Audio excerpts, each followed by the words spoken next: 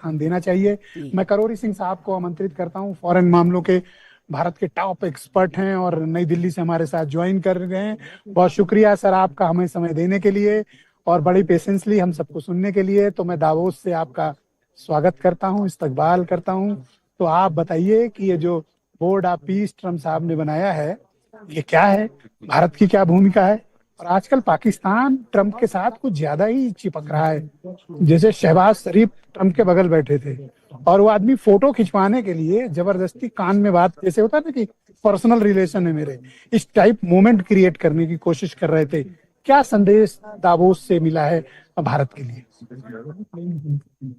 देखिए ब्रिजेश जी, आप ground zero पे हैं और आज की डिबेट तो रिवर्स होने चाहिए थी कि हम सब आपसे सवाल पूछते कि ग्राउंड जीरो पे क्या हो रहा है।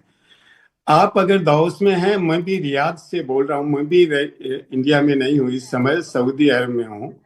तो भारत को क्या उम्मीद थी दावोस से, दावोस को भारत से क्या उम्मीद है और भारत को दावोस से अपेक्षाएं क्या थी, ये सवाल है।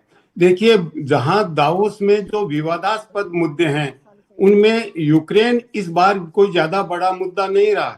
ग्रीनलैंड और बोर्ड ऑफ पीस दो महत्वपूर्ण मुद्दे रहे हैं। भारत दोनों में ही कोई प्रत्यक्ष रूप से भूमिका नहीं निभाना चाहता क्योंकि दोनों ही विवादास्पद हैं। ग्रीनलैंड पे एक समझौता की फ्रेमवर्क को लेके हो गया है, जैसा ट्रंप ने कहा है कि नेटो के सेक्रेटरी जनरल से बातचीत हो गई है, कुछ एग्रीमेंट हो गया है। बोर्ड ऑफ पीस जिस तरह से बन रहा है, भारत उसमें विवादास्पद स्थिति में नहीं पड़ना चाहता क्योंकि अल्टीमेटली बोर्ड ऑफ पीस बहुत विवादास्पद होगा। क्योंकि ट्रंप जिस तरीके से बना रहे हैं वो केवल गजा के लिए नहीं है। मैंने वो पूरा इनका चार्टर पढ़ा, कहीं गजा का नाम ही नहीं है पूरे चार्टर में। वो एक यूएन का अल्टरनेटिव बनाना चाहते हैं और वो विवादास्पद होगा। तो भारत की इस समय जो वो यूनाइटेड नेशन का एक विकल्प तैयार करना चाहते हैं। आलोक शर्मा जी ने भी ये बात उठाई और आपकी बात लगभग सही भी है। आज मैं जितने डिस्कशंस का हिस्सा था, सब जगह इसको लेकर आलोचनाएं भी थी। कुछ एक जो कंट्रीज इसका हिस्सा हैं, उनके जो एक्सपर्ट या डिप्लोमेट्स थे, वो जरूर इसे प्रेस कर रहे थे ट्रम्प की पॉलिसीज और बोर्ड ऑफ पीस को। लेकिन लार्जली मैंने देखा कि खास तौर पर चाहे यूरोपियन यूनियन हो या दूसरे मुल्क हो, और इंडिया का ना होना भी उस बोर्ड में, ये भी एक बात साबित करता है। तो यूनाइटेड नेशन को मुझे लगता है अप्रासंगिक करने के मकसद से इस बोर्ड को तैयार किया जा रहा है और ट्रम्प इसमें व्यक्तिगत रुचि ले रहे हैं। खास बात यह है। देखिए ब्रिजेश जी, भारत को जो अपेक्षाएं थी दावोस से, वो ये थी कि भारत अपना आर्थिक और तकनीकी विकास करना चाहता है और उसी पे भारत का फोकस था। तो इसके लिए भारत का एक तो ये था कि भारत अपनी उपलब्धियों को, अपने अचीवमेंट्स को वहां प्रदर्शित करे दावोस के सामने, दुनिया के नेताओं के सामने, जो बिजनेस लीडर हैं, इंडस्ट्रीज लीडर हैं, टेक्नोलॉजी लीडर हैं, पॉलिटिकल लीडर हैं।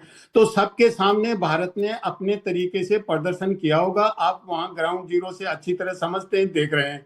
दूसरा देखिए, यहाँ जो सबसे महत्वपूर्ण चीज ये है कि वहाँ कुछ इन्वेस्टमेंट के एग्रीमेंट्स हुए हैं और भारत के स्टेट्स गए हैं, सेंट्रल गवर्नमेंट से भी अलग स्टेट्स भी डायरेक्ट इन्वेस्टमेंट एग्रीमेंट कर रहे हैं। लेकिन जो जैसी रिपोर्ट आ रही है, ज्यादातर मैं ग्राउंड जीरो पर हूँ और आपसे कुछ सवाल करना चाहते हैं। तो आपने जो बातें उठाई, मैं आपको ही उसके बारे में कहता हूँ। जियोपॉलिटिकली जो मामले हैं, खासतौर पर भू राजनीतिक मामले या जो पॉलिटिकल इश्यूज हैं, भारत की मैंने उसमें कोई बहुत प्रभावी भूमिका दावोस में नहीं देखी। लेकिन हाँ, दो विषयों पे भारत की बड़ी अच्छी भूमिका रही है। एक भूमिका खासतौर पर जो हमारे लिए साउथ एशिया में निवेश का माहौल बना है, और भारत की सरकार हो या फिर हमारे स्टेट्स, खासतौर पर उत्तर प्रदेश, गुजरात, और सबसे अच्छा परफॉर्म कर रहा है यहाँ पे जिसकी चर्चा सर्वाधिक है, वो आंध्र प्रदेश।